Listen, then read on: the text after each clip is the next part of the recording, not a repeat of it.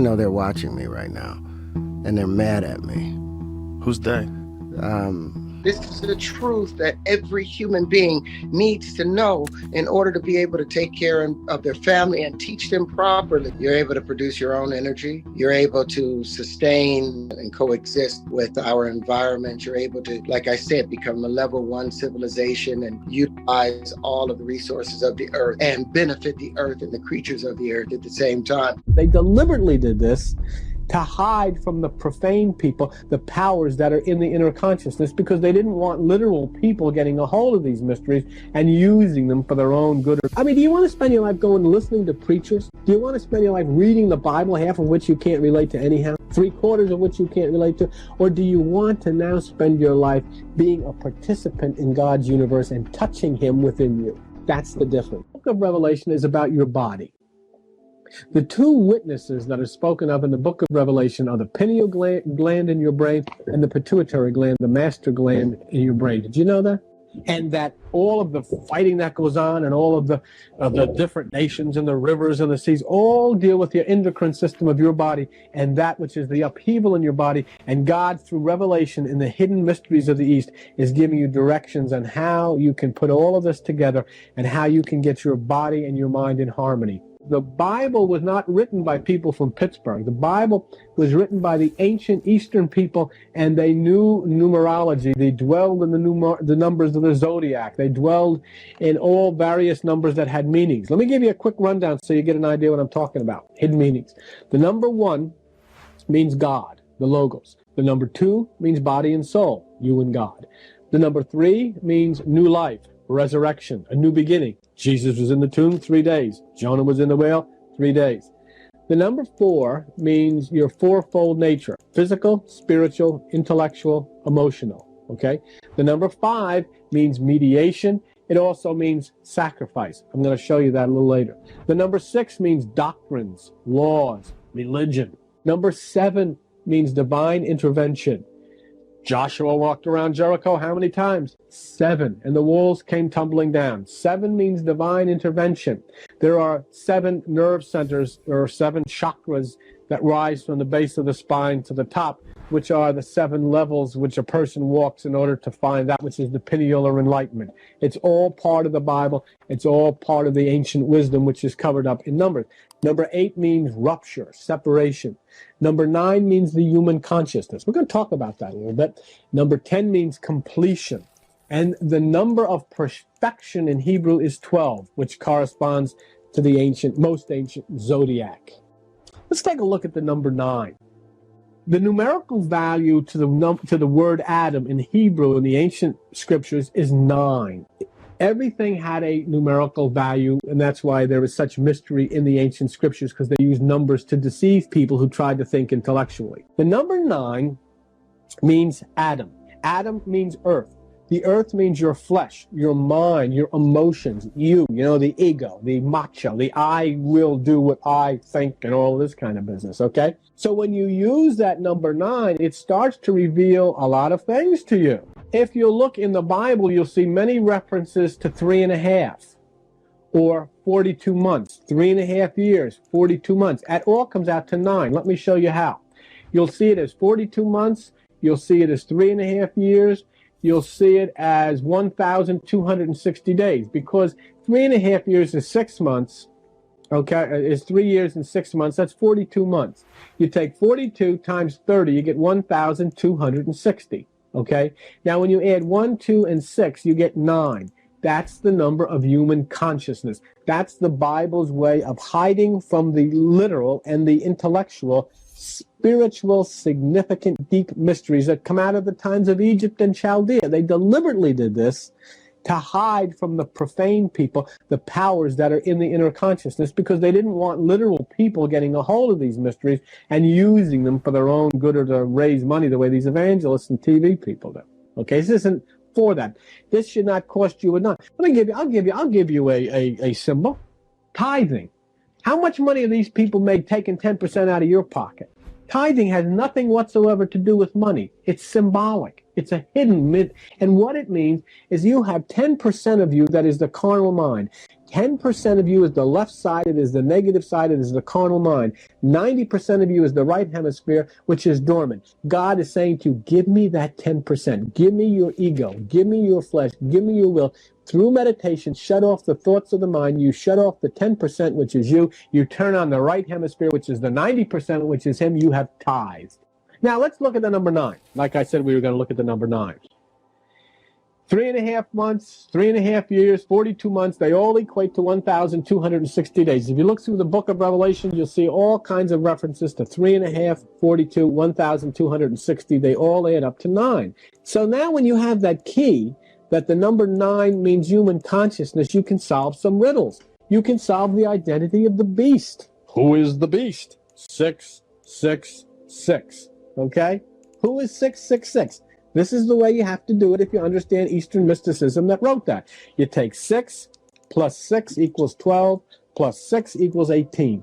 Now you have 1, 8, 1 plus 8 equals 9. The identity of the beast is you and me, our lower carnal mind. It's the beast that rapes. It's the beast that makes wars. All of these horrible things that you read about every day in your newspaper and see every day on your television. And we can look at the beast by going into our bathroom, turning on the light, and there's a picture of the beast right over your sink. It is your lower mind.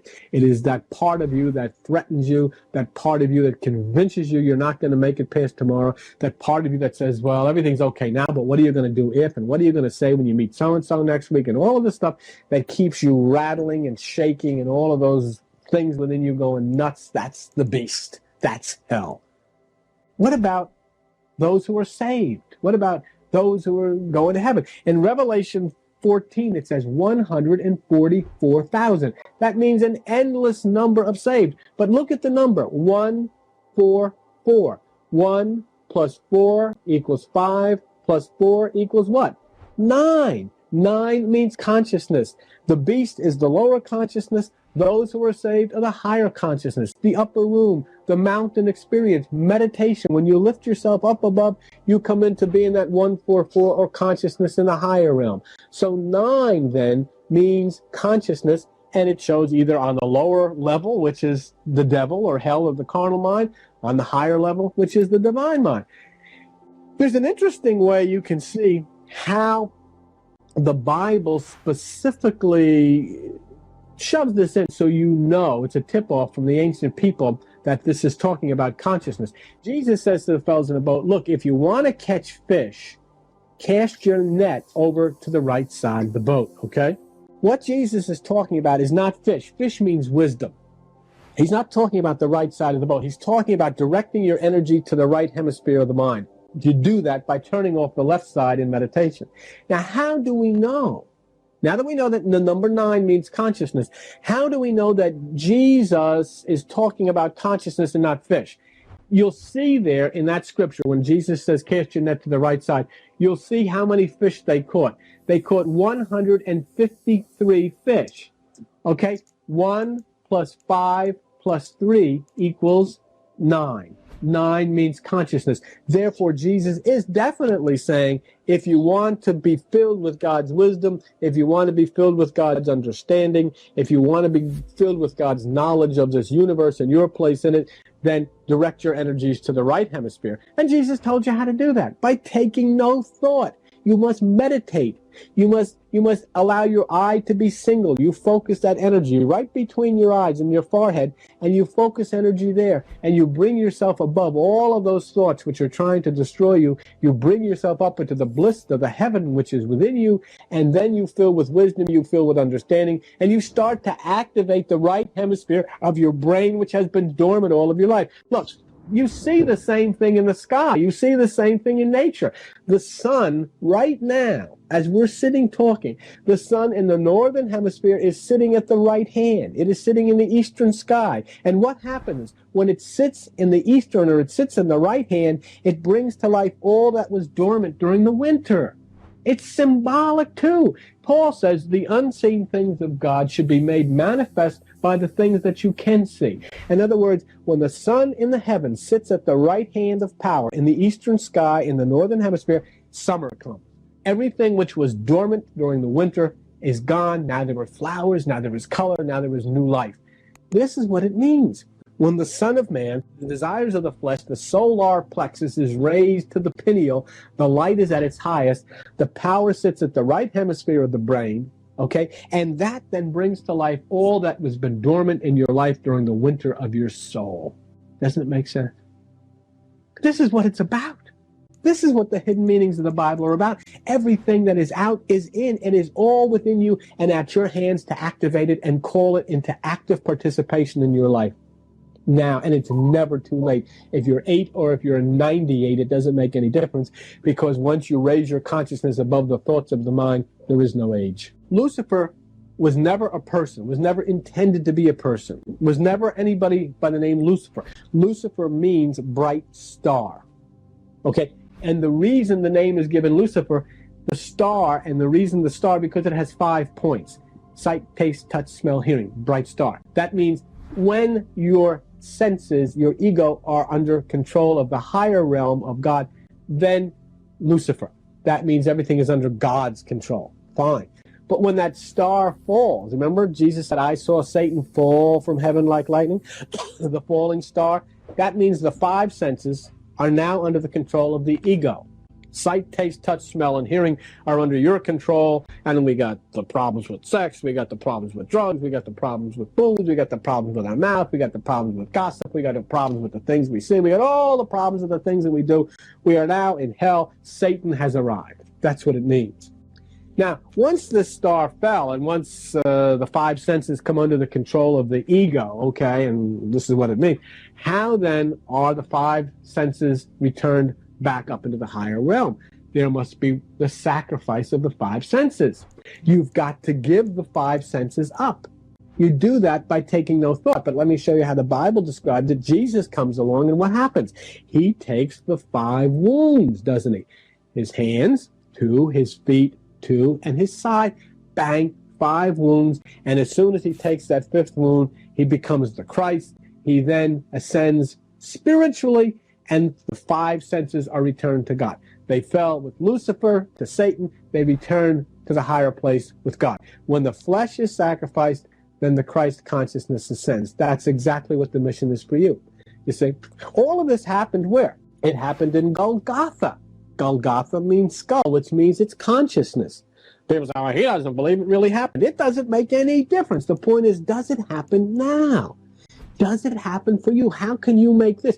I mean, do you want to spend your life going and listening to preachers? Do you want to spend your life reading the Bible, half of which you can't relate to anyhow, 3/4 of which you can't relate to? Or do you want to now spend your life being a participant in God's universe and touching him within you? That's the difference.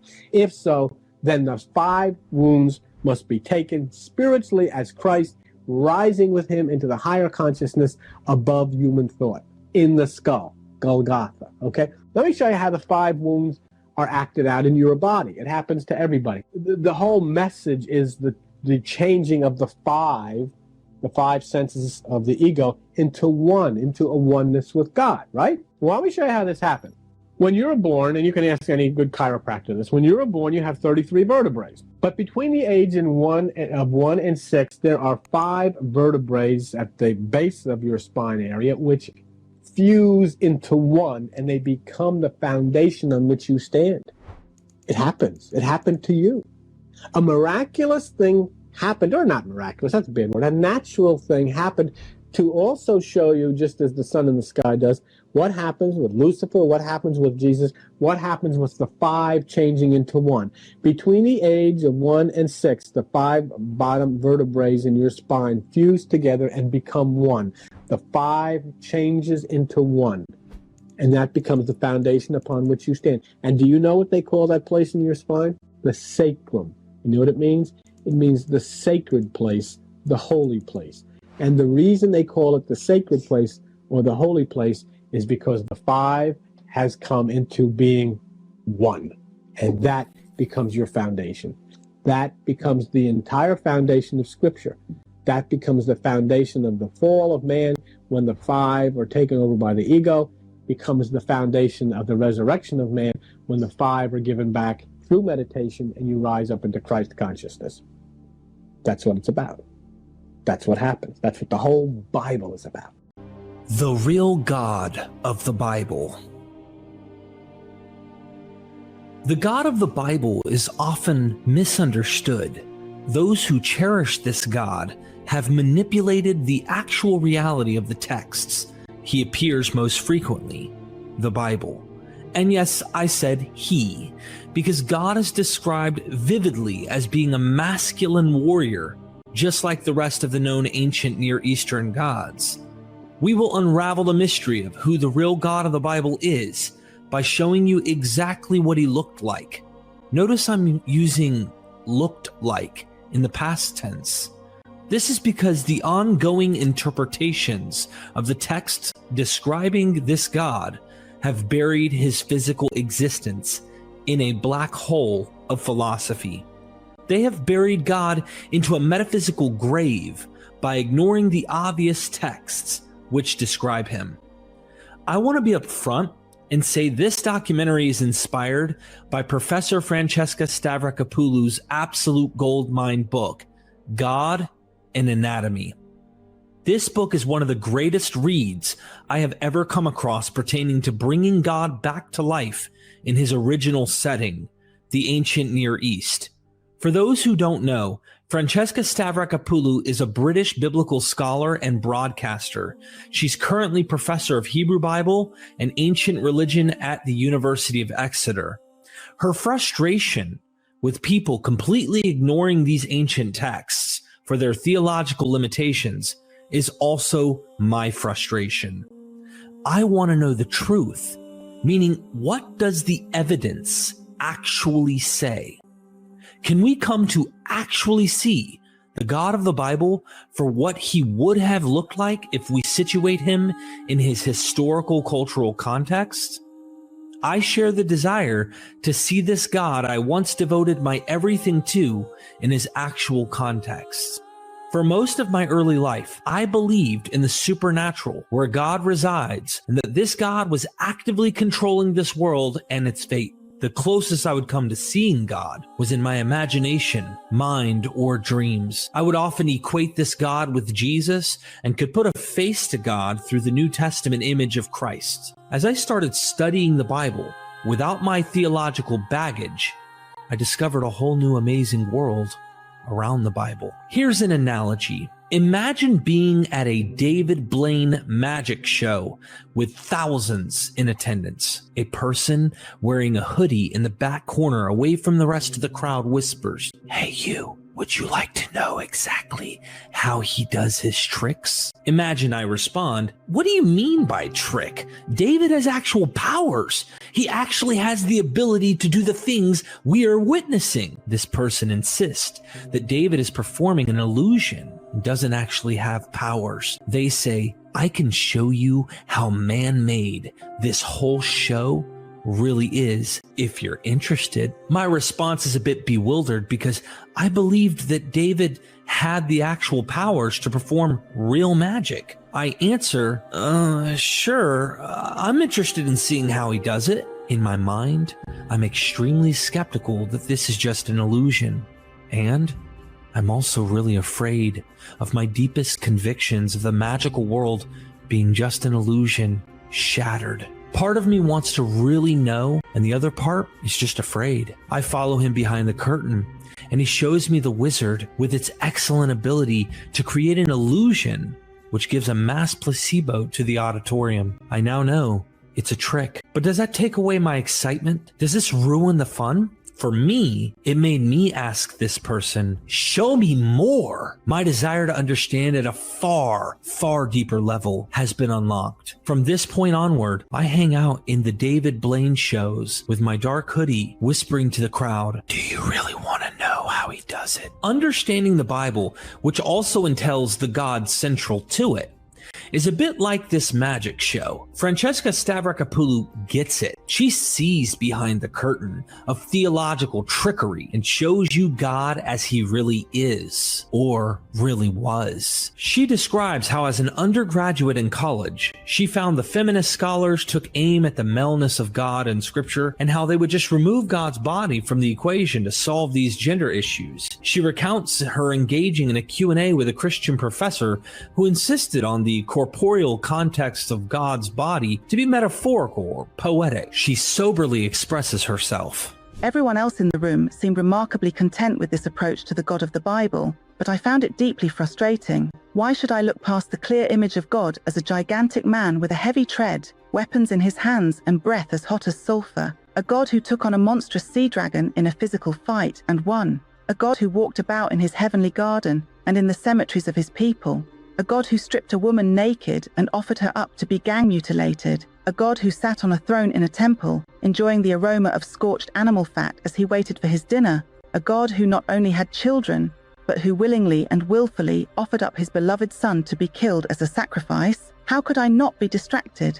Here was a deity just like those I'd visited in museums as a child, a God of ancient myths, fantastic stories and long-lost rituals, a God from the distant past, from a society utterly unlike our own. Those were the terms on which I wanted to encounter him, not as a distant and abstract being, but as the product of a particular culture, at a particular time, made in the image of the people who lived then. A God shaped by their own physical circumstances, their own view of the world, and their own imaginations. The God which is expressed in her book, God and Anatomy, and of course this documentary, is the deity as his ancient worshippers saw him, a supersized, muscle-bound, good-looking God with superhuman powers, earthly passions, and a penchant for the fantastic and the monstrous. Following Dr. Stavrakopoulou's book, I will highlight the strong takeaways from her work in this documentary. However, you must understand that her book is so unbelievably fantastic. You would be committing an unforgivable sin not purchasing a copy. It goes into several sources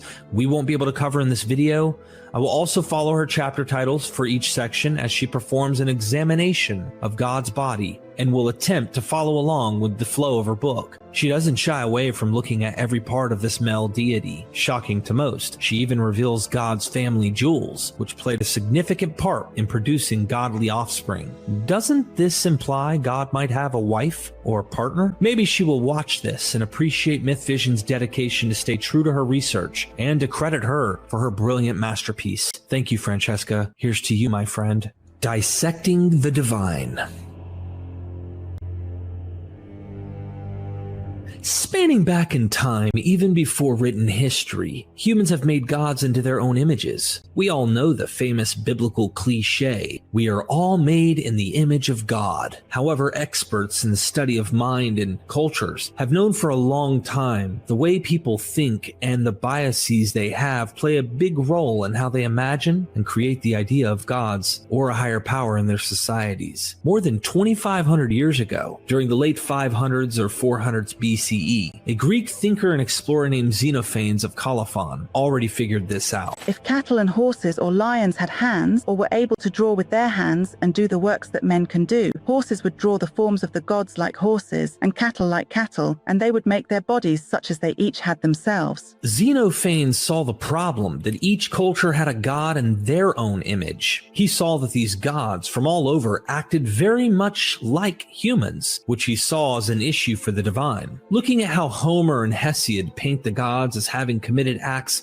unbefitting for the gods by stealing, committing adultery, and tricking each other. His philosophy led him to denounce gods being human-like by their actions, thoughts, or nature. He was also one of the earlier Greek poets and philosophers who can be credited in nudging things toward monotheism. Later, Greek minds like Plato, 429 to 347 BCE, and Aristotle, 384 to 322 BCE, and schools of thought carrying this torch, taught that the ultimate power that supports and creates everything in the universe doesn't have a physical form. It's an invisible, unseen force or mind that's completely different from the world we can touch and see. Most common folk still held the idea of the gods having bodies like us. These philosophical ideas would eventually have Jewish and Christian thinkers separate their idea of God from the material world, with God dwelling in the spiritual,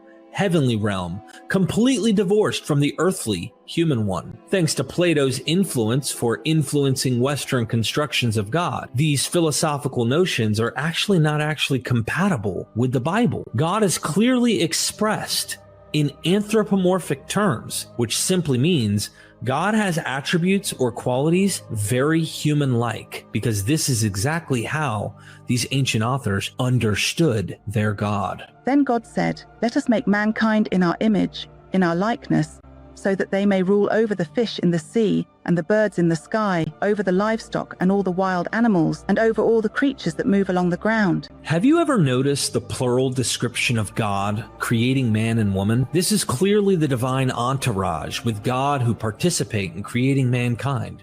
But most don't pay attention to the description of making man in God's image.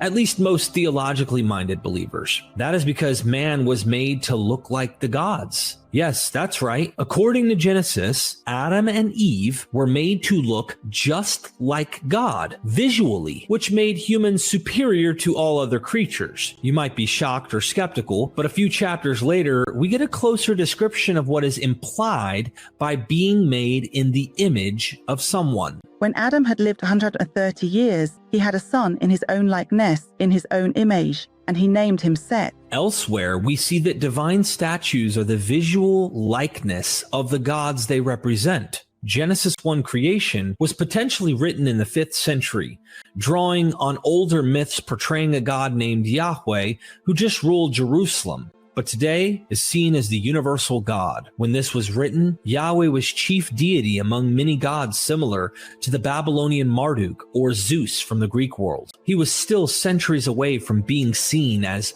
without a body. As Francesca says in the book, Instead, he was just like any other deity in the ancient world. He had a head, hair, and a face, eyes, ears, a nose, and a mouth. He had arms, hands, legs, and feet, and a chest and a back. He was equipped with a heart, a tongue, teeth, and genitals. He was a god who breathed in and out. This was a deity who not only looked like a human, albeit on a far more impressive, glamorous scale, but who very often behaved like a human. He enjoyed evening strolls and hearty meals. He listened to music, wrote books, and made lists. He was a god who not only spoke, but whistled, laughed, shouted, wept, and talked to himself.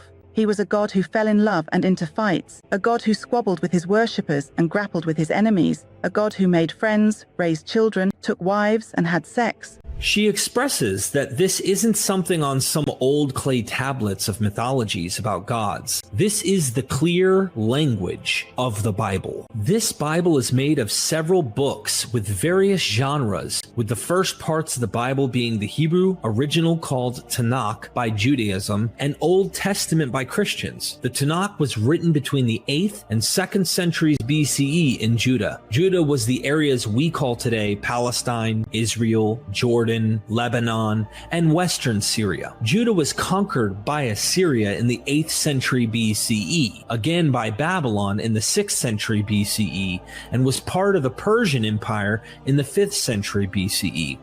Then they were brought into Alexandria when Alexander the Great brought the empire around 333 BCE. The biblical texts express these changes from political empire to the next, while giving fun stories of very ancient mythical and legendary heroes. It contains oracles claimed to come from various prophets, as well as poetry, ritual songs, prayers, and teachings. Absolutely none of these texts have made it down to us in their original form, with scribes recreating, making additions, revisions, all to reflect the interest of later generations. It's safe to say that the Torah and the remainder of the primary history portray God's special relationship with Israelites. These authors crafted a past for their heritage, giving them a unique identity. Much of the writings that discuss historical events should be taken with a grain of salt. While there is real events described in some of the material, non-biblical material has shown us the Bible's portrayal of past events should not be taken as reliable recorded history. Don't believe me?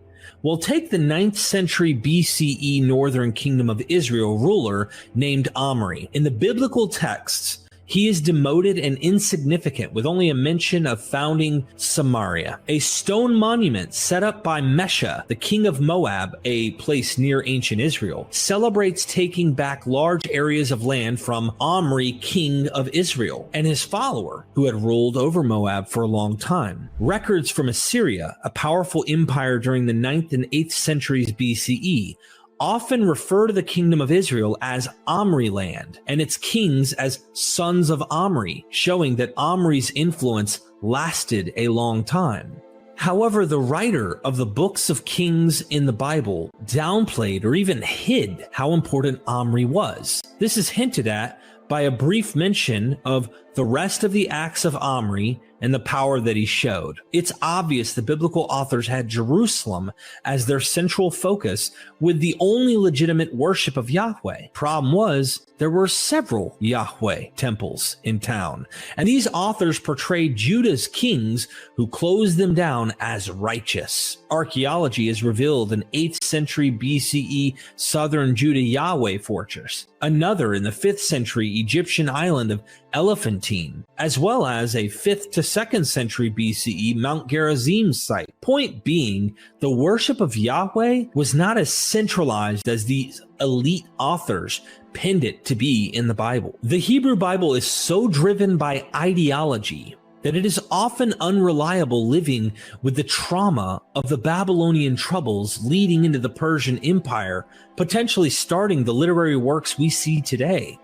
During the Second Temple period, scribes and priests were successful and reworked old texts, creating new ones through the perception of exile, return, and restoration. Of course, the texts exaggerate that all Judahites experienced restoration, but reality shows only the elites and some of the higher classes had even been deported to Babylonia, and the majority remained there in Judah. Many Judahites migrated to various locations like Egypt, Mesopotamia, and the Levant during these heated political times. Eventually, Greece takes over from Persia, where most Jewish peoples read in Aramaic and Greek. This led the reading of their sacred scriptures in these languages. Among them were the Jewish Jesus movement, which took on a life of its own over a few generations, with all their literature, gospels, epistles written in Greek, and their text overshadow the Hebrew scriptures as time goes by. Okay, back to God's body. There isn't a single place anywhere in the Bible denying God's body. In fact,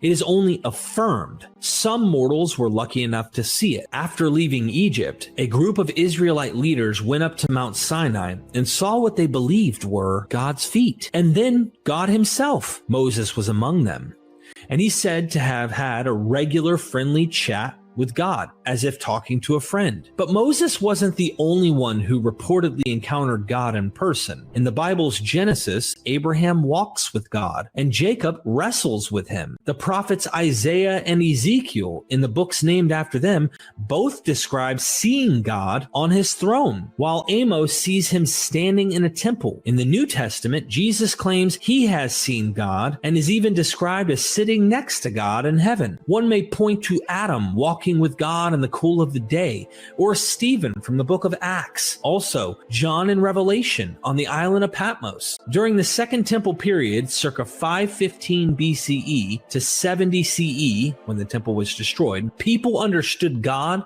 to hide his body from the world not visible to most humans. Just because a body can't be seen doesn't mean it doesn't exist. The Ten Commandments hint at a suggestion to the idea of making images of God was a normal practice by those worshiping Yahweh. You shall not make for yourself a carved image, whether in the likeness of what is in the heavens above, or what is on the earth below, or what is in the waters beneath the earth. The Israelites were no different than their next-door neighbors. People believed that while gods usually stayed hidden in their heavenly homes, they could choose to show themselves on earth as statues and places of worship. These statues weren't just symbols. People believed that statues were the actual God, not just a representation of them. People today think this is stupid. However, that's misrepresenting these ancient minds. They perceived reality not just to the physical, but from natural to supranatural. They saw these realms to be passable in both directions. These gods could technically be in more than one place in their world. Francesca mentions how ancient Mesopotamian ritual experts comment on the gods. The divine statue was born in heaven and made on earth. Technically, these gods weren't limited to one location. They could be invisible in the heavens, at the same time showing up as stars, statues in places of worship, figurines at home, or even natural or even invisible forces on earth. But I can hear the apologists say, the ban on images is evidence that God didn't have a body and shouldn't be portrayed in idols, making this God different. You are wrong, my friends. Several cults from Egypt, Assyria, Babylon, and the Phoenicians practice what's called aniconism. Aniconism is when religions or cultures don't create images or figures to represent things from the natural world, the supernatural, or certain beings. You can find this in Buddhism as well as Islam. Shoot, it even shows up in certain places in Hinduism. And while these earlier cults practiced imageless worship, they were understood to have bodies. Prohibiting divine images in the Ten Commandments points towards God's hiddenness of his body, not that he didn't have one. This idea is a step in the direction of the abstract, incorporeal deity of the post-biblical religions of Judaism and Christianity. The Bible describes God as having a human-like form, a personal name, a history, a family, and even a group of heavenly beings that accompany him.